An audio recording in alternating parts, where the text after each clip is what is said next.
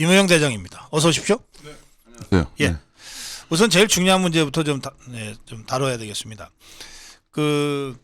북한의 핵무력 법제화가 있었습니다. 네. 저쪽은 뭐 9월 9일 날이 지거들 무슨 건국절인지 뭔지 해서 김정은이가 직접 법제화에 나섰는데 그 내용이 어떤 겁니까? 좀 이거 우리가 어떻게 봐야 됩니까? 그러니까 이제 북한이 지금까지 핵을 만들고 하면서 이제 위협을 많이 했잖아요. 네. 근데 이제 최고 인민회의를 9월 8일 날 열어가지고 거기에서 핵에 사용되는 핵을 어떠한 경우에 어떻게 사용하고 하는 쭉 여러 가지를 네. 법제화한다는 거예요. 핵무력 사용에 대하여라고 얘기했지만 이것을 네. 최고 인민회의라는 게 우리로 말하면 입국기관과 비슷한 거니까 법제화를 했다. 네. 근데 거기 뭐라고 나와 있냐면 핵무기의 사명이 뭐냐, 그 다음에 지휘 통제는 어떻게 돼 있고 구성은 네. 어떻게 돼 있느냐, 뭐 여러 가지 얘기를 쭉 하면서 그걸 만들어냈는데 네. 거기에 2개의 원칙과 5개의 조건을 내놨어요. 네. 근데 다른 부분까지 다 설명할 수 없지만 그 2개의 조건 중에 하나가 뭐냐면 네. 통상적으로 핵은 상대방이 핵을 가지고 있는 국가가 핵으로 공격할 때 나는 제2의 타격 능력으로 보유하겠다는 거거든요. 그렇죠. 그래서 예. 억제를 하고 내 생존을 보존하겠다는 거예요. 네. 근데 상대가 못 쓰게 억제한다는 거죠. 그렇죠. 예. 너희가 쏘면 우리가 너 핵을 쏠 거니까. 근데 여기에 뭐라고 정확하게 써있냐면 이렇게 해놨어요. 비핵 국가들이 다른 핵무기 보유국과 야합하여 침략이나 공격 행위에 가담하지 않는 한 그날을 공격하지 않는다. 이 말이 역으로 하면 가담하면 공격한다. 예. 예. 핵이 없던 국가도 핵을 갖고 있는 국가와 야합하여 위협을 하면 쏘겠다. 그럼 어딥니까 그게? 우리나라 같은데? 한국과 일본이죠. 예. 예. 우리가 지금 미국의 해구선 안에 있잖아요. 그러니까 일본도 해구선 안에 있고. 북한은 우리가 또 일본이 미국과 야합한다고 규정하니까. 그렇죠. 예, 그렇죠. 그 일본과 첫 한국을 번째, 얘기하는 거예요. 그겁니다. 그다음에 이제 사용 조건이라는 게 있는데 다 말씀드리는 어려운데 이 몇 가지만 들어보시면 네. 국가 지도부와 네. 국가 핵 무력 지휘기구, 그 김정은이 얘기하는 거 아니겠어요? 네. 대한 적대 세력의 핵 및 비핵 공격이 감행되었거나 임박하였다고 판단한 경우, 네. 그러니까 임박했다 안 했다를 자기들이 판단한다는 거잖아요. 네. 핵을 아까 말씀드린 것처럼 보복의 능력으로 갖고 있어서 상대방을 억제하는 게 아니라 내가 먼저 때릴 수 있다라고 공언을 한 겁니다. 네. 마지막이 이거야. 기타 핵무기로 대응할 수밖에 없는 불가피한 상황이 조성되는 경우, 이거는 네. 선제 타격과 임의 판단에 대한 내용이 다 들어가 있는 겁니다. 네. 결국 대한민국을 향해서 북한은 일단 유사시 핵을 쓸 것이다라는 강력한 협박을 한 겁니다. 이게. 예. 그리고 이제 점점 더 그거해지는 게 뭐냐면 네. 핵은 큰 핵을 그냥 우리가 말하는 전략 핵이라고 하지 않습니까? 예. 뭐 히로시마나 나가사키에 떨어졌던 것처럼 몇십만이 죽는 이런 핵은 굉장히 어떻게 보면 쉬워요. 근데 전술핵이란 것은 예. 적은 그 규모를 확 줄인 거잖아요. 예. 그건 기폭 장치라고 터트리는 장치를 또 조그맣게 만들어야 되기 때문에 예. 기술적으로 오히려 어려워요. 네. 네. 근데 북한이 전술핵을 지금 만들었다는 것이고 예. 7차 실험을 한다 그러면 아마 거기에 대한 것을 증명하려고 할 겁니다. 완성은 돼 있다고 지금 주장하는 거예요, 걔네들이. 네. 네. 그러면 핵의 위력이 줄어들면 사용할 가능성은 높아지는 겁니다. 지금 우크라이나에서 러시아가 밀렸을 때 그래요. 예. 러시아 전술핵을 쓰겠다고 그러잖아요. 네. 네. 네. 우크라이나 전체를 없애버리는 전략핵이 아니라 부분적으로 군사적인 그러한 부분에서 상대한 파괴를 줄 수 있는 전술핵을 쓰겠다는. 예. 북한은 그 지경에 온 겁니다. 아하. 예. 그러니까 이것은 강력한 대한민국에 대한 그러니까 협박이에요. 소형화 경량화가 된다는 것은 핵 사용 가능성이 높아지는 높아지는 뜻이죠. 거죠. 예. 네. 그래서 이제 제가 이 부분에 대해서 예. 안타깝고 참 염려스러운 것은 일본은 우리보다 훨씬 더 난리가 나가지고 이 문제에 대해서 계속 전문가 토의도 하고 네. 네. 계속 준비도 하고 많이 하죠. 네. 사회적인 분위기도 이제 예. 이 뭐라 그럴까, 이 중론을 모아가기 위해서 네. 우리 대한민국은 정말 대범한 것 같아요. 음. 뭐 주식값도 그렇고 뭐 주식이고 뭐 간에 국민 여러분들도 그렇고 네. 그렇게 심각하게 이 문제에 대해서 걱정을 안 하시는 것 같아요. 아. 그게 더 걱정입니다, 저는. 예, 그래요. 그 만약에 예. 이건 제 가정인데 네. 만약에 북한이 이런 전술핵을 서울 같은 대도시가 아니고 대한민국 인구가 거의 없는 지역이나 뭐 극소수 있는 저 지역, 강원도 산간 지역 같은데. 그런 투하를 예. 했어요. 예. 위력을 보여줬어. 예를 들면 그리고 바로 협상하자고 카드를 탁 내밀었어요. 예. 그러면 우리 대한민국에 있는 국민 여러분들이랑 우리들은 네네. 지금 우크라이나가 러시아에 대항하듯이 일전 불사해가지고 전 국민이 음. 도저히 용서할 수 없다 이거는. 네. 그래서 일전을 결사해서 싸울 것인지 아니면 타협하자고 할 것인지. 야, 저 돈 달라고 하니까 돈 줘서 좀 조용히 지내자. 아마 그 조건으로 한미동맹을 해체하라고 얘기할 수도 있겠죠. 뭔가를 걸겠죠. 네, 네, 그래. 이러한 부분이 되었을 때 어떻게 할 것인가 하는 중지를 네. 우리가 모아놓고 국민적 합의를 미리 끌어놔야 또 그런 의지를 보여주어야. 그러니까 저쪽이 김정은이가 핵무력 법제화를 했잖아요. 네. 그러면 우리도 그에 상응해서 북한의 핵도발이 임박했을 때 우리도 자동으로 이렇게 행동한다고 하는 걸 뭐 법제화를 해놓든지 뭐 그럴 필요가 있다는 뜻입니까? 그럴 수도 있는 것이고. 예, 예. 지금 당장은 우리가 한미 확장 억제 속에 들어가 있지 않습니까? 네. 그러니까 미국과의 긴밀한 입술을 통해서 이번에 이제 그 5월에 대통령께서도 그 전략자산 전개 말씀하셨고, 네, 네. 7월에도 적절한 전략자산 전개 이제 전술핵이 들어올 수 있도록 하겠다는 거죠. 그래요, 그래요. 이번에 이제 로널드 레이건호가 들어오잖아요. 23년. 그 전술핵 하면 예전에 우리나라에 전술핵이 배치가 됐었잖아요. 네. 그때 어떤 무기들이 배치가 됐었습니까? 이제 뭐 시간이 다 지나갖고 파기가 됐으니까. 예. 옛날에 대한민국엔 2개의 사단이 있었어요. 2사단하고 미 2사단하고 미 7사단. 네. 미 7사단에 지상 전술핵을 갖고 있는 대대가 있었습니다. 어허. 예. 근데 지상에서 음. 전술핵을 네. 뭐 배낭이라고도 이런 형태 비행기 타고 떠들이는 게 아니고 육군이 가지고 있었어요. 네, 핵배낭. 핵배낭. 옛날에 그런 말씀 네, 들어보셨잖아요. 네, 핵배낭 들어봤어요. 그러다 1992년에 한반도 비핵화 선언을 하면서 예. 전술핵이 전부 다 빠져나갔어요. 아. 그래서 지금은 미군도 지상 전술핵은 안 가지고 있습니다. 이제. 아, 그래요. 공중에서 투하하는 전술핵만 가지고 있습니다. 네. 그러니까 이러한 그 확장 억제 미국에 있는 미군들이 이야기하는 것은 비행기 싣고 오면 예를 들어 뭐 괌에 있다고 칩시다. 그럼 괌에서 비행기 타고 오면 몇 시간이면 오잖아요. 예. 그걸 얼마든지 제공해 줄 수 있다는 것인데 예. 우리는 괌에 있는 거는 불안하잖아요. 예. 그러니까 필요하면 음. 어떠한 데드라인이 됐다. 더 이상 북한과의 비핵화는 이제 정말 안 되겠다. 한반도 비핵화를 포기하자. 예. 그럼 우리도 미군 기지가 있지 않습니까? 오산에도 네. 있고.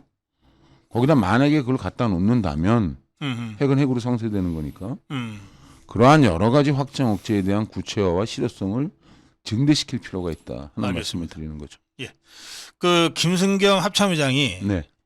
그 북한이 핵 사용할 경우에는 북한이라는 나라 자체가 네. 지구상에 존재할 수 없게 될 것이다. 네. 이런 발언을 했어요. 네. 예. 그 부분에서 이제 아까 말씀드린 것처럼 미국의 확장 억제하고 맞춤 네. 억제 전략이라는 것을 우리가 이해해야 됩니다. 네. 네. 미국의 그 확장 억제는 한마디로 말하면 미국의 핵 우산 속에서 동맹국가 핵을 갖고 있지 않는 나라를 보호하겠다는 거예요. 미국이. 네, 네. 이것은 근본적으로 뭐냐면 핵 우산을 제공한 나라 딱 정해져 있어요. 한국, 네. 그다음에 일본, 호주, 나토 음. 이런 나라는 자기들이 보호하겠다는 겁니다. 네. 그러니까 핵을 만들지 말라는 거지. 역으로 말하면 예. 이게 확장 억제가 확된 게 1978년입니다. 네. 1978년이 어떤 해인가 기억해 보면 박정희 대통령께서 우리도 핵무장을 하겠다고 그래요. 하는 예. 시점이었어요. 맞아요. 예. 그래서 이런 확장 억제 정책을 한국과 미국이 합의를 하면서 한국에 대해서 핵을 만드는 것을 포기하라 하는 그러한 그게 있었고, 그다음에 2013년이 되면서 북한이 2006년부터 핵실험을 해왔지 않습니까? 네. 그래서 이제 미국이 전략을 하나 바꿔서 맞춤형 억제 전략이라는 것을, 그러니까 러시아, 중국, 북한에 각각 맞는 억제 전략을 제공하겠다. 네. 그래서 한국에 맞는 한국 맞춤형 억제 전략이라는 걸 2013년부터 했습니다. 이것은 군사적인 분야뿐만이 아니라 네. 정치, 외교, 경제를 다 포함해서 북한의 핵을 억제하고 하겠다는 거죠. 그래요. 거기에 그 수단으로 지금 이번에 우리 신문출 차관도 미국 가서 네. 한 확장 억제 그 전략 회의체라는 거 있지 않습니까? 네, 네. 2 네. 플러스 2 그래요. 외교부 차관하고 국방부 차관들이 하는 건 그거를 만들어 가지고 이제 이 맞춤 역체 전략을 구체화해 나가기로 했던 것이죠. 네. 알겠습니다. 그런 것을 가지고 우리가 핵 보호를 받고 있는 겁니다. 23일 날 로널드 레이건호가 부산항에 입항하는데요. 네, 이것도 확장 억제 전략의 일환으로 그 전개가 되는 겁니까? 당연하죠. 네. 이것은 아까 잠깐 말씀드렸지만 우리가 지난 5월에 한미 정상회담을 하면서 적절한 시기에 미국의 전력 자산을 네. 운용하겠다고 얘기를 했고 예. 7월에 그걸 했는데 지금 7차 핵 실험하겠다고 계속 위협을 했고요. 아, 그랬죠. 그럼 예. 9월 8일 날 최고인문회에서 핵 무력 업체를 하니까 네. 로널드 레이건 호라는 항모 강습단이 들어온 겁니다. 항공모함 한 척이 온 게 아니라 항모 모함하고 예. 순양함, 구축함, 핵잠수함이 같이 들어오는 거예요. 아하. 예. 그 동해에서 우리가 같이 합동 훈련을 하겠다는 거죠. 그래요. 예. 그것은 무력 시위입니다, 한마디로. 음. 북한이 만약에 그러한 아까 말씀드린 핵에 대한 잘못된 판단하면 어떠한 예. 결과가 나올 것인가. 그건 돼 있는 거예요, 그러니까. 그 합참의장은 그렇게 군사적인 준비는 되어 있다는 거죠. 그 로널드 레이건 함이 한 80대의 그 각종 첨단 전투기 이런 거를 이제 탑재하고 다닌다 그러잖아요. 네. 거기에다 좀 말씀하신 대로 항공모함 한 척이 아니라 항모 전대가 다 온 것 아닙니까? 네. 이렇게 될 경우에 그 전력이 어느 정도 되는 전력입니까? 그래서 우선 비행기만 놓고 네. 보면 그 항공모함에 있는 그 비행기는 호넷이라고 그 F-18 뭐 이렇게 되는 네. 건데 거의 35급 정도 되는 F-35. 아, F-35. 오. 해군 거니까 예. 최신의 전투기죠. 이게 80대라 그랬잖아요. 예. 우리나라가 F-35를 지금 40대 갖고 온다 그러지 않습니까? 예. 근데 이 고성능 무기는 자승의 법칙이라고 그래서 예. 좋은 비행기 80대가 있고 좀 떨어지는 비행기 80대가 있으면 네. 뭐 2대1 정도의 이러한 그 전력의 비율이 되는 게 아니라 네. 자승과 자승. 어허. 예. 80대 4대 자승이면 4대1이 더 이상. 80대의 자승이면 6,400. 그러네요. 180. 그 무슨 말 비행기는 더 그래요. 비행기는 정말 속도가 빠른 비행기, 느린 비행기. 예. 비행기는 뒤로 쏘지 못하죠. 그러네요. 예. 앞에서 쏴야 되잖아. 네. 상대방 비행기를 뒤에 쓰면 이기잖아요. 또 상대방 비행기와 멀리 떨어져 있어요. 이 미사일 상대방 비행기는 미사일이 50km밖에 못 와. 근데 이쪽 비행기는 미사일이 100km로 가. 그럼 무조건 싸움을 하면 이기는. 안 하네. 네. 예. 고도가 차이가 많이 나요. 예. 얘는. 예. 그래서 이러한 그래서 우리가 F-22라는 비행기, 미국 최비의 비행기에 시뮬레이션을 했는데 예. 다른 그 성능이 떨어지는 비행기 F-22 한 대가 뭐 200대를 격추시켰다는 얘기가 있어요. 그래요. 예. 예. 우리나라가 총 갖고 있는 최신의 전투기보다 더 많은 양의 전투기를 항모 한 하나에 대가 한 싣고 대가 다니고. 가지고 있는 겁니다. 음. 그 다음에 그 순양함, 구축함, 예. 그 다음에 그 아까 핵잠수함 네. 이런 토마호크 같은 전술 핵무기들을 가지고 우리가 말하는 SLB는 가지고 다니는 거예요. 네. 네. 이 전력이 들어오는 거죠. 음흠. 그러니까 우리가 미국의 전력을 우습게 볼 수가 없는 게 그런 네. 항모단이 미국이 11개가 있어요. 11개가. 11개가. 예. 그래서 지금 이 중국과의 문제 때문에 이쪽에 굉장히 많이 와 있어요. 네. 네. 그것이 어떤 면에서는 우리한테 북한에 대한 상당한 억제도 될 수가 있을 겁니다. 네. 그러나 더 중요한 것은 그러한 것을 사용할 수 있도록 하는 국민의 의지입니다. 고 박사님 기억하실지 모르겠지만 1994년도에 예. 미국이 연변을 폭격하려고 예. 했지 않습니까? 그랬어요. 핵시설을 지금 없애야 된다. 네네. 그때 우리나라 대통령께서 예. 반대했다고 그랬단 말이죠. 그리고 언론에다가 전쟁을 막았다고 얘기했죠. 네. 그 전쟁을 과연 막은 것이냐. 만약에 그때 과감하게 그걸 정말 없애버렸으면 지금의 이런 단계까지 왔겠는가. 예, 맞아요. 그때 뭐 북한이 IAEA 탈퇴를 하니 NPT 탈퇴를 네. 하니 하고 막 도발을 할 때 당시 미국 대통령이 클린턴이었던 것 네. 같은데요. 우리나라는 김영삼.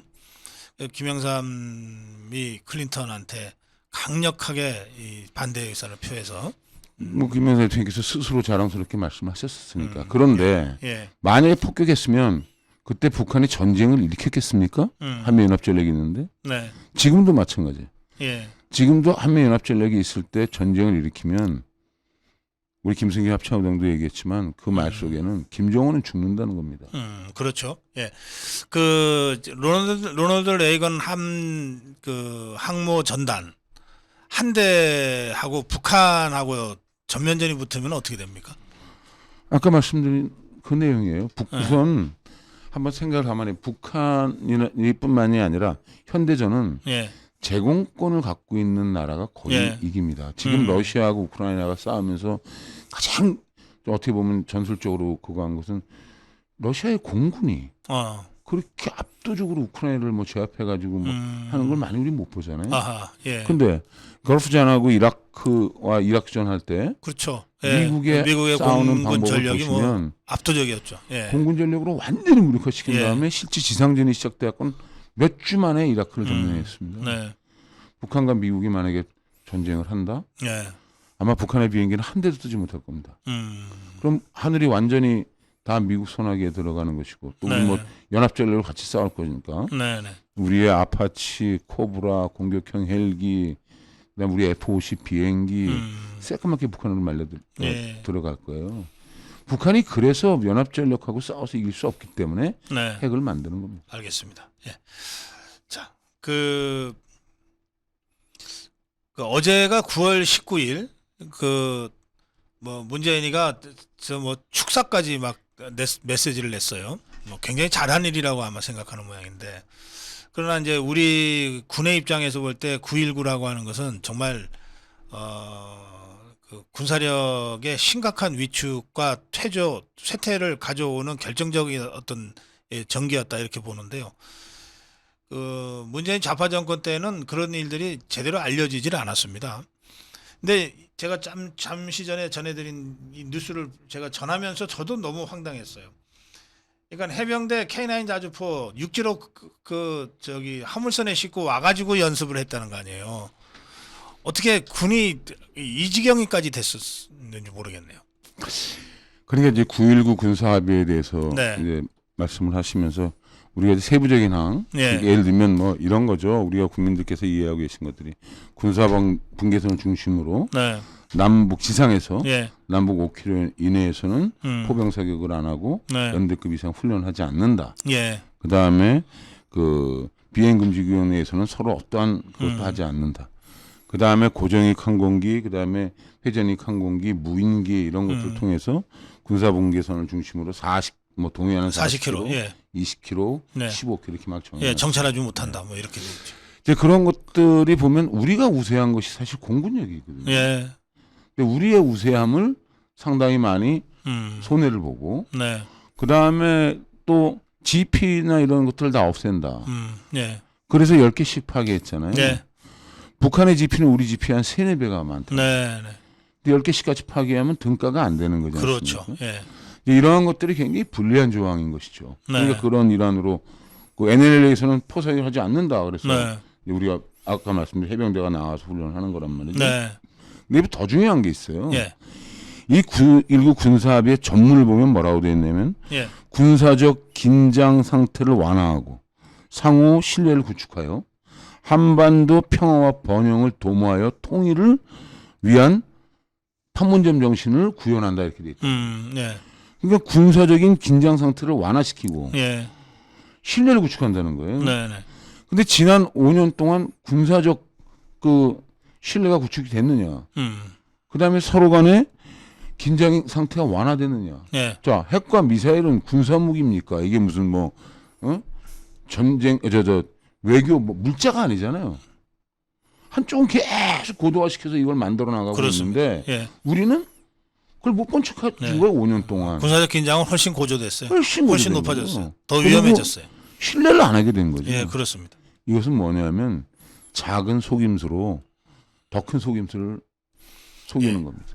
여기 우리 댓글에 어떤 분이 제가 이제 화물선으로 K9 자주포 같은 것들을 육지로 옮겨서 훈련을 했다 그러니까 아니 무기는 그냥 놔두고 군인들만 저 육지로 와서 연습하고 가면 되지 않냐 이런 댓글을 올리셨는데. 뭐 그럴 수도 있겠죠. 예. 그럴 수도 있겠지만 자기네들이 직접 사용해 포도 말입니다. 네. 우리가 총도 그렇지만 0점도 맞추고 그렇죠. 여러 가지 예. 특성이 있는 자기 거죠. 총이 있죠. 자기 총을 다 가지고 있잖아요. 그럼 예. 물론 저 총을 가지고 쏘면 총알이 안 나가는 건 아니겠죠. 네. 그러나 정확하게 적을 맞추거나 하기는 어렵겠죠. 그죠? 네. 그래서 그러한 것들은 자기의 무기와 자기의 장비를 가지고 자기가 훈련하는 게 원칙입니다. 그러다 보니까 해병대도 그러한 교육지책을 내놨겠죠. 그렇겠죠. 예. 그래서 제가 이런 그 뉴스를 보면서 우리 군이 지난 5년 동안 문재인 좌파 정권 하에서 또 9.19 합의라고 하는 걸 덜렁 해놓고서 군한테 이거 지키라고 강조한 거 아닙니까? 통수권자가. 진짜 군이 힘들었겠다 싶어요. 그랬을 겁니다. 훈련을 안 할 수는 없고. 그래서 제 후배들이 이제 군복을 입고 있는 후배들이 예. 다 지난 5년 참 힘들었을 거예요. 네. 그래서 기본적인 그러한 교육 훈련의 중요성과 이것을 다 알고 네. 있는 것이고 예. 그러한 데서도 어떻게든지 간에 훈련을 시키고 하기 위해서 노력하는 그러한 뭐 후배들을 많이 봐왔고 네. 또 사석에서 만나면 그러한 고충도 많이 토로를 했습니다. 예. 그래서 약간 어떻게든 간에 군의 문제는 네. 좀 군에 내버려둬야 돼요. 정치를 너무 군에다가 네. 자꾸 가미시키면 가미시킬수록 네. 군인 본연의 임무 수행이 어려워지는 겁니다. 그래요. 그 K9 자주포가 굉장히 그 우수한 무기라고 세계적으로 정평이 나 있다 그러더라고요. 수출도 하고. 네. 그런데 이제 그것도 좀 포잖아요. 네. 일테면은 뭐 한 달에 한두 번은 쏴줘야만이 이게 제대로 작동되고 뭐 이런 거가 확인이 되는 건가요? 그렇죠. 예. 모든 그런 그냥 1년 내내 세워놓기만 해서 되는 게 아니고. 그래서는 안 되죠. 네. 그럼 장비가 녹도 쓸고 네. 아무리 정비를 잘한다고 하여도 네. 네. 실제 사격을 해서 그 성능을 시험도 해봐야 그래야 되고. 되는 거죠. 예. 그런 것은 당연한 군인의 기본적인 군대의 네. 기본적인 업무이고 그래서 훈련하는 겁니다. 알겠습니다. 자, 9.19 군사합의 저는 이거 즉각 폐기 수순을 밟아야 된다고 생각하는데 우리 장군님 어떻게 생각하세요? 그래서 김승기 합참의장이 네. 거기서 얘기를 잘 했던데 네. 2017년인가요? 거기 이제 그 9.19 군사합의에 보면 이렇게 돼 있어요. 예. NNL 부분에서 네네. 해안포의 포구를 덮고 네네. 해안포 사격을 안 하고 폐쇄한다 이렇게 돼 있단 말이에요. 그렇죠. 예. 근데 19년인가 17년인가 하여간 해안포를 쐈어요. 19년이었습니다. 예, 해안포를 북한에서 쐈어요. 예. 또 20년 5월에는 네. GP의 총격이 날라왔어요. 예, 날라왔습니다. 이건 명확한 9.19 군사합의의 위반이잖아요. 위반한 겁니다. 근데 한 번도 북한에 대해서 그래도 얘기한 적이 없어요, 우리가. 예, 예. 그래서 이러한 부분에 대한 것은 북한하고 마지막 딜을 해서 안 지키고 이게 계속 아까 말씀드린 만약 저 핵실험을 한다든가 뭐 이렇게 하면 여기 나와 있는 긴장 상태의 완화와 군사적인 신뢰 구축이 안 되는 거니까. 그렇습니다. 예. 그건 대한민국은 더 이상 9.19 군사합의를 지킬 수가 없다. 예. 지키고 싶어도 지킬 수가 없는 것이죠. 그래서 즉각 폐기로 가야 된다. 알겠습니다. 그러한 부분에 대한 것을 판단을 해야 될 시기가 왔다고 생각합니다. 그 아까 제가 전해드린 뉴스 중에는 그 우리 장병들의 팬티 양말 얘기가 있었어요. 네. 그 아니 뭐 이런 거짓 선동이 국회에서 또 야당의 최고위원 회의에서 그냥 쏟아져 나온 거거든요. 그래서 저도 이제 우리 고 박사님 말씀하시고 아까 그 잠깐 확인해 봤는데 뭐 팬티에서는 310억을 깎았다. 근데 민주당도 5억을 깎았다 그랬습니다. 민주당도 뭐 잘못됐다고 시인을 했다고 그러대요. 예, 예. 그러니까 330억 정도 하는 게 310억 정도로 깎았다는 예. 것이고. 근데 제가 좀 확인해 보니까 이런 겁니다. 예. 군에서 어떠한 것을 물품을 규제하면은 이 군대에서는 ROC라는 걸 내고 네. 어느 품질 이상 돼야 된다는 기준을 정합니다. 군대에서. 예, 예. 그 품질에 맞는 그러한 것들을 납품하도록 다 기업에 보내요. 네. 그럼 기업에서 그 퀄리티에 맞는 것들을 이렇게 제출하겠다고 합니다. 네. 그럼 그걸 심사를 대해서 그 우리가 제기한 그 수준에 맞는가 안 맞는가를 검사하고 네. 그 중에서 입찰에 최저로 가격이 좀 입찰하는 낮은 걸 거. 가지고 오는 거예요. 아하, 예. 그러니까 제가 생각할 때는 지금 기업들도 어렵고 하니까 네. 기업의 마진을 좀 줄이든가 음. 해서 그러한 가격이 다운될 수 있겠죠. 아. 그러나 그 품질에 도달하지 못한 것이 그대로 들어올 수는 없는 겁니다. 네. 그리고 그다음에 그 품질이 납품이 될 때는 그 납품되는 것마다 검수관이라 해서 그걸 다 확인을 하게 돼 있어요. 그 품질에 맞는 것이 군대에 들어오는가. 네. 제가 군대 생활하고 군단장할 때도 하다못해 농협에서 감자가 하나 들어와도 새벽에 그 감자가 네. 적절한 크기와 수량과 규격에 맞는가를 다 검사하고 오케이에 들어오는 거예요. 아, 예. 그렇게 군대가 주먹구구식으로 엉터리는 아닙니다. 아. 그래서 그건 말도 안 되는 이야기고 그리고 또 하나는 만약에 퀄리티가 이렇게 떨어지는 그러한 팬티와 전투화가 보급이 됐다면 네. 지난번 급식 때 안 보셨습니까? 그 저 장병들이 사진 찍어서 올리잖아요.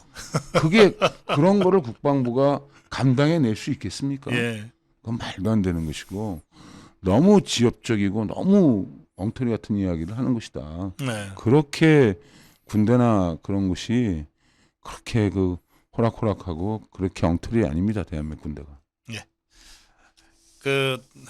마지막 주제로 방산 얘기 잠깐 좀 해주시면 좋겠어요.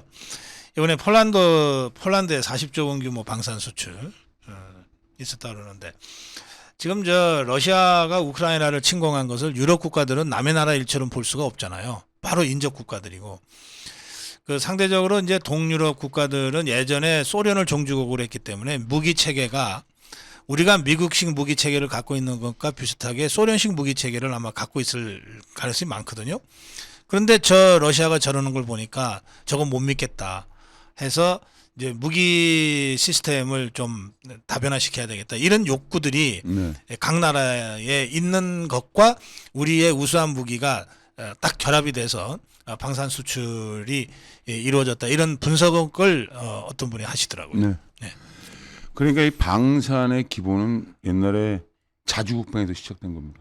네. 우리 스스로 소총 하나 못 만들던 나라가 네.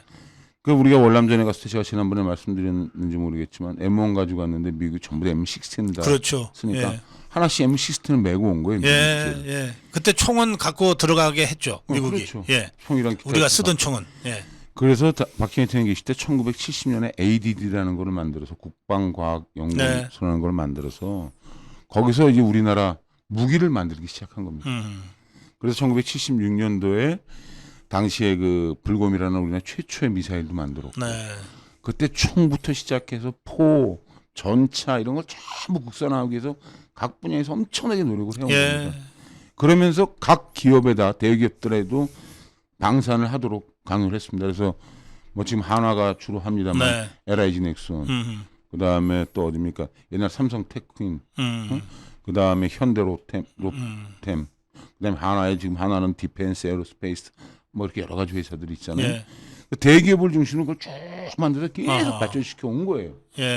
그러면서 점점 이게 발전해 나가면서 어떤 틈새 시장이 생겼냐? 미국이나 이런 나라들이 그러한 것에 대해서 크게 많이 신경을 안 쓰게 된 거예요. 전략 개념도 자꾸 바뀌어지고, 최첨단으로 가고 전략으로 가니까 우리는 그러한 데서 북한의 위협에 대응하다 보니까 재래식 전략을 계속 올려야 되잖아요. 그러니까 전차도 K9 전차, K2 전차로 이제 K2. 현대화 돼가지고 4세대 전차까지 올라가는 수준에 올라갔어요. 자주포라는 거는 155mm 구경이 155mm 똑같습니다. K9도 155mm 파하고. 근데 견인의 포를 쏘면 끌고 가서 쏘면 발당 한 번 넣어가지고 쏘고 빼내고 사람이 넣고 이렇게 하면 분당 한 두 서너 발 쏜다 이 말이에요. 근데 자주포는 자동으로 탁탁 들어가서 쏘니까 분당 6, 7발을 쏜다. 그럼 155mm 견인포가 3개 있는 거와 같은 효과를 내잖아요. 그래서 이런 것들을 계속 발전시켜 왔는데 이러한 것이 이제 아까 말씀드린 대로 우크라이나 전쟁이 터지면서 확 소요가 올라온 겁니다. 그러니까 우리나라가 만든 K2 전차, K9 전차, 그 다음에 지금 중동에서 한참 인기를 끌고 있는 단거리 지대지 미사일, 비행기도 F-50, 이러한 틈새 시장이나 마찬가지인 거죠. 이게 가성비가 높은 거예요. 우리나라 전차가 대략 한 대에 90억이다 그러면 독일의 레오파드 전차나 이런 것들이 성능이 비슷한데 한 200억 한다. 그럼 어디 걸 사겠습니까? 우리는 직접 북한의 위협을 받고 있는 그러한 국가에서 만든 무기란 말이죠. 직접 쓰려고 만든. 그야말로 실전용이죠. 그런 것들이 크게 어필하는 것이고, 그 다음에 폴란드나 이런 나라들이 사실 돈이 많은 나라가 아니잖아요. 그런데 이제 이러한 전쟁에 아웃라인에 있다 보니까 미국이나 이런 나라에서 군비 확장하도록 돈을 주는 겁니다. 그리고 거기 있는 무기를 우크라이나 지원을 많이 했잖아요. 그러니까 자금의 여력이 생긴 거죠.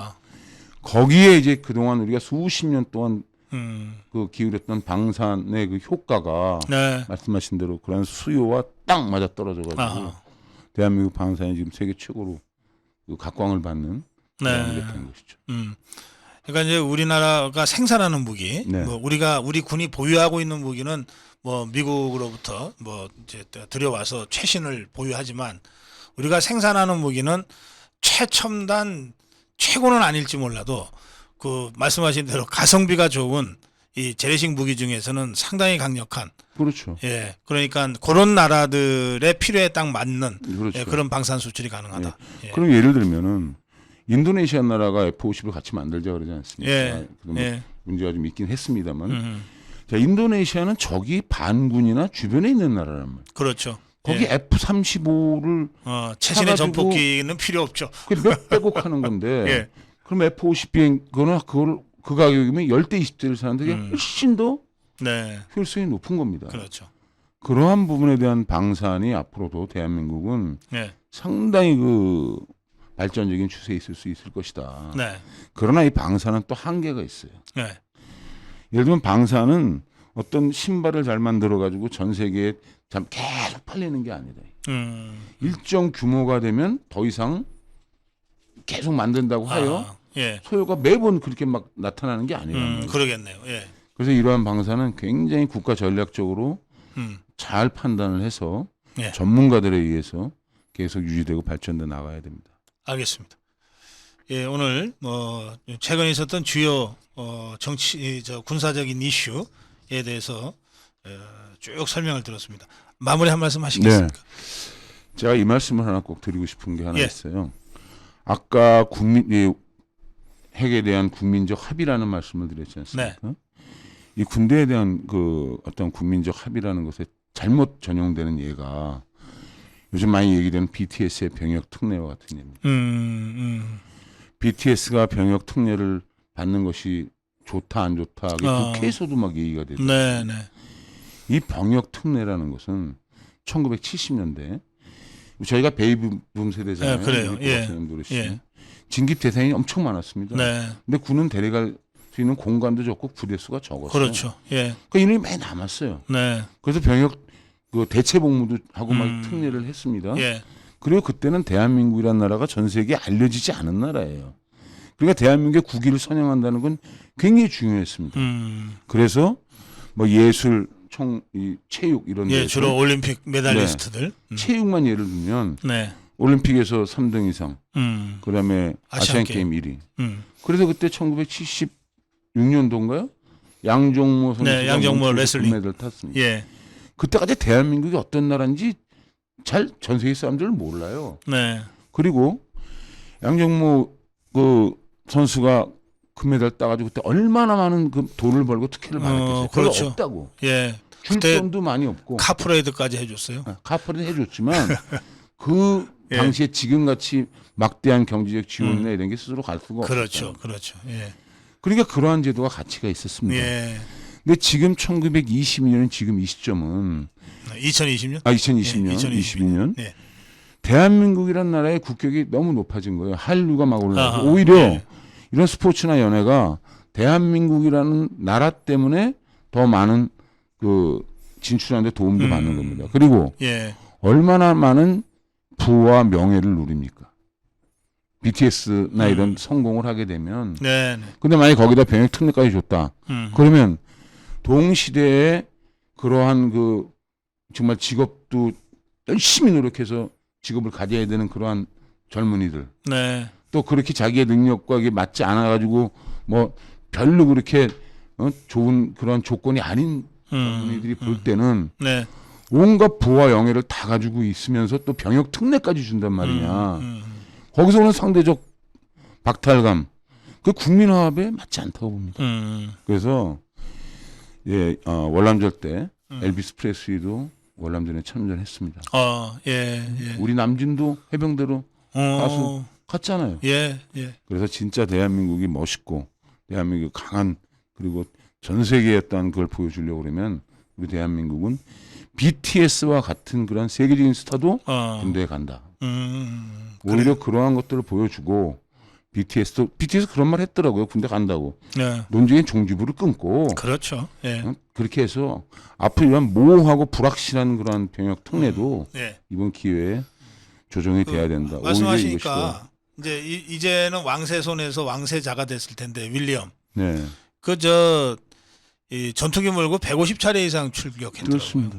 네. 예. 그런 그러니까 것들에 대한 것이 그런 경우에는 사실 명예를 얻는 거 아닙니까? 그렇습니다. 그러니까 BTS에게 명예라고 하는 아주 소중한 가치를 네. 군 피를 함으로써 그렇습니다. 예. 그런 기회도 주고 네. 또 BTS도 정말 세계적인 스타들답게 그러한 모습을 보여줌으로 해서 예. 오히려 국민들한테 환호를 받고 이러죠. 그리고 그럼요. 예. 그런 얘기는 네. 절차적으로 따지면 문화체육관광부에서 건의를 하게 돼 있는 겁니다. 네. 네. 네. 국가의 지도자라고 하는 분들이 그러한 것들을 가지고 뭐 여론을 조사를 해서 뭐 어떻게 하자 이런 것들은 네. 제가 봤을 때는 별로 바람직하지 않다 이렇게 생각합니다. 알겠습니다. 예. 오늘 이모영 대장과의 특별대담은 여기까지 하겠습니다. 말씀 잘 들었습니다. 고맙습니다. 네, 감사합니다.